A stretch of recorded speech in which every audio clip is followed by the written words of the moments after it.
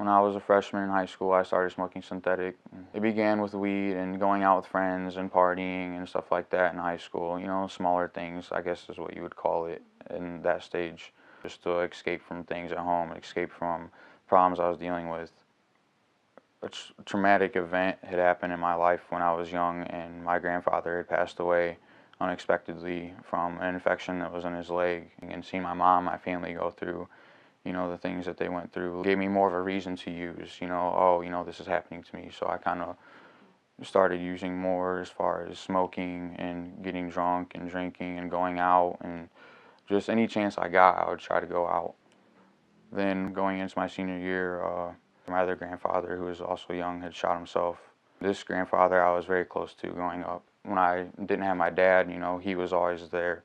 And I ran in the house and seen what was left, you know, the brains, blood, teeth, hair splattered all across the windows and walls of this sunroom that I had helped him build. And I actually helped clean it up.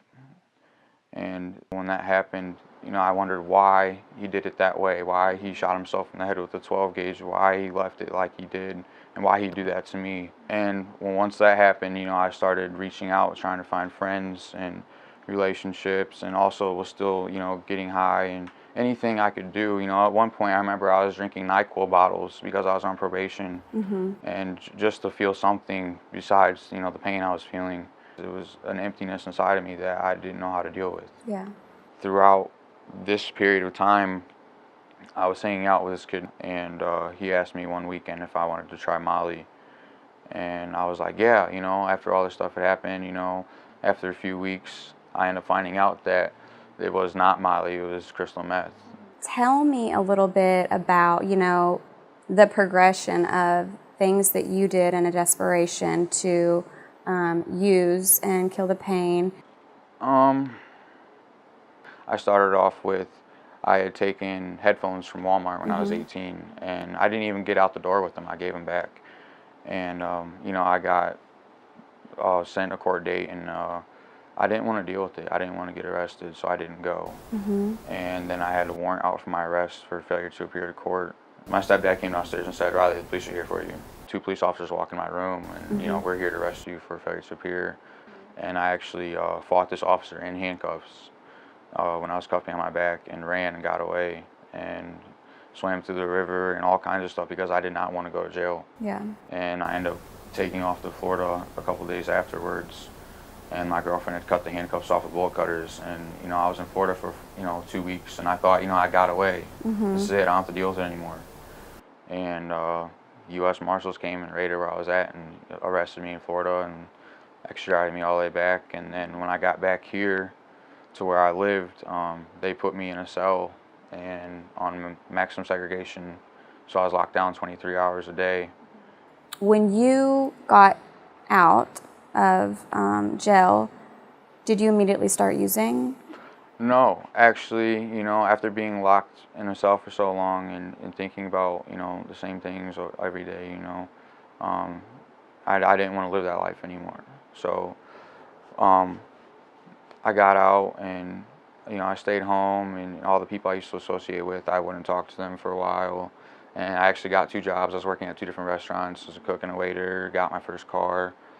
And then 3 days after I bought my first car, I got T-boned by someone that blew the red light, and I totaled my car. And I started to reach back out to these people. I started to use, I started to snort meth again.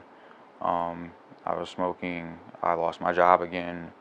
And then I remember one night I was riding around with people I shouldn't have been hanging out with, and this girl who I thought was giving me a line of meth said, here, you want to try some good stuff, try this. And I snorted it, and it was white, and it looked like meth, and it when you snort the meth, it burns. It didn't burn. I said, what is this? And she said, it's China white heroin.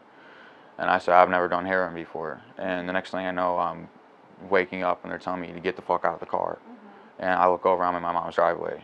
They said I'd stop breathing for long periods of time, and then catch my breath, and they were freaking out, and they didn't want me to die while I was in their presence, so they told me to get out of the car. So I remember I was just really tired at this point, and I walked up to a garage and go in my mom's house. I remember I just wanted to go to bed, and I remember the next thing I remember is my mom screaming, and I woke up, and like I was on my bathroom tile floor, and my arm was twisted behind my back, And then she said, I thought you were dead. I thought you were dead. And she said, you know, you need to go to rehab. So Riley, whenever you left treatment with somebody who you met in treatment, tell me kind of what took place, from how quick it was before you relapsed into seeking treatment and recovery. It escalated pretty quickly. I met this kid who I thought, you know, was a great influence, and it just, and it seemed like the people at this treatment center were trying to keep us apart. And it just turned out this person was a potential trouble source to me and himself, and Yeah. I didn't see it at this time. And he pretty much manipulated it, said we're going to leave and go to another treatment facility, and they messed up, and they're not doing their job right, whatever, and pretty much blamed the treatment facility for what was going on. So I trusted him. We left, and that night we left. We were smoking meth, and within 3 days of us smoking meth, I had seen him shoot up, and I was curious, what it was like to shoot up, because I noticed he was so high, and I didn't understand it, and it just looked like I could handle that. So I started doing that with him, and really all the people at the treatment center were trying to do was save me from being too close to him for that to happen, because he's had numerous attempts that he never really took serious. And after this had happened, I was shooting up, and it got to a point where I knew if I kept doing it, I was going to die. Yeah. Something was going to happen. So I ended up flying home on my own accord and going back home and detoxing myself. Okay, so when you got home, you said you detoxed. I detoxed. Yourself. Can you tell me about just how you were feeling as you were going through that at home? It was rough. I remember I went to my grandma's house to detox, and I remember my mom showed up one day, just to see me, and I was all tensed up, and it looked like, to her, it looked like I almost wanted to fight her. I was so mad and angry, and I didn't understand it. It was the worst feeling, and it's not fun to go through. It's very hard. Yeah. And I was tired all the time, irritable. Anything anyone said to me, anything anyone tried to help, I didn't want to deal with that. I didn't want to hear it. I didn't want to do it. I just almost like I wanted to keep using, but I knew I couldn't. What age were you at that time? I was 20. You were 20. Mm-hmm. Okay, and how old are you now? I'm 21. What led you from there, from Grandma's house, and what you were going through and trying to kick this yourself? What led you here? What had led me here is after trying to do this myself, I detoxed. I got clean for a little bit, and it was right back into the same boat. I just, I felt I had pounding headaches that wouldn't go away. I remember I went to the hospital finally, and they took my blood and listened to my heart, and oh, you're fine, go home. Mm-hmm. Just stop using the drugs. So I went back to my friend's house and laid on the air mattress, and still felt like I was dying from the inside out. And then I remember of another few days went by, and then my mom had showed up, and she seen me, and she was just like, oh my God. And she's like, you need to go to the hospital now. When they finally came and got me to take me back to the emergency room, they ran my blood and said my entire blood system was septic, which means infected. And they took a sonogram of my heart and seen that there was an infection and a vegetation growing inside my heart that was eating away at my heart. The infection had broke off out of my heart and taken the sight in my eye. Mm-hmm. And the doctors said, we're scheduling him for emergency open heart surgery.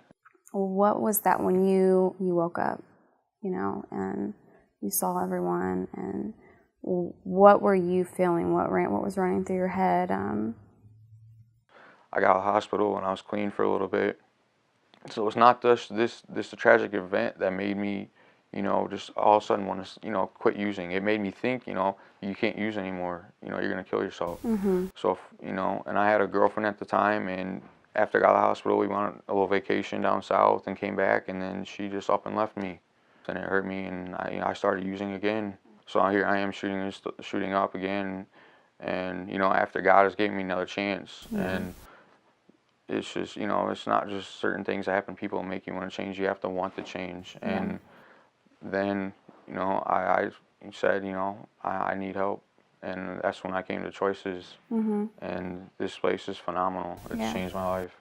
When I first came into Choices, I was freaking out. Like, I've never had panic attacks, anything like that. I was freaking out. Like, I felt like I was, trapped inside. And I remember I was down in the gym, the first couple of days, and I would sleep on the floor. And then I remember they asked me to fill out, like a group note for the end of it. And I took the clipboard and smashed it on my face because I was so, like, irritated and frustrated. And everyone here, they'd see it. And I remember John took me outside and he was like, "Hey man, let me come talk to you, bro. Come out and walk in the parking lot with me. Let me have a few words." And, he shared, stuff he's been through. And the facilitators and the withdrawal specialists, they really came and, got close to me and helped me and said, "You really need this," because I wanted to leave at first because I was freaking out. And, I just felt like I was trapped. I didn't know what to do. And there's like, just calm down. And, they helped me. And from the day I walked in the door of Choices till now is a complete 180. Like, How long, what time frame has that been? How long were you in? 45 days. Coming into treatment, drugs were used to cope with all of my problems. Depression, anxiety, things go wrong, just down to the simplest stuff. And when you come into treatment, they teach you and, give you the tools and skills to learn that you can go out and you can do things and be sober. You can have fun in, the community. You can go to not only just like meetings, groups, church. You can go out and you can, go bowling. You can go to the movies. There's a lot of things you can do in life and be sober and be happy. And, I was skeptical of it first. I thought, you're just in a little bubble, taken away from all the drugs and everything that you have temptations for. But really, they give you the tools and the technology you need to, get yourself better, to stay away from those drugs, to be able to identify, the kind of people that you're around, whether they're going to be a problem to you or a problem to others, or if you can help them, if you kind of discover and are able to handle, helping them, or if you have to disconnect from them people.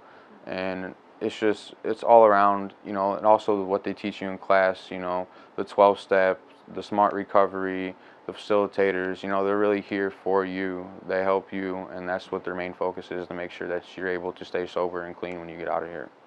What I want to do and what I feel like I'm still here to do is to help people. I've been through a lot of things in my life, and I've struggled with things that many addicts go through, and I'm able to relate and touch base with a lot of people.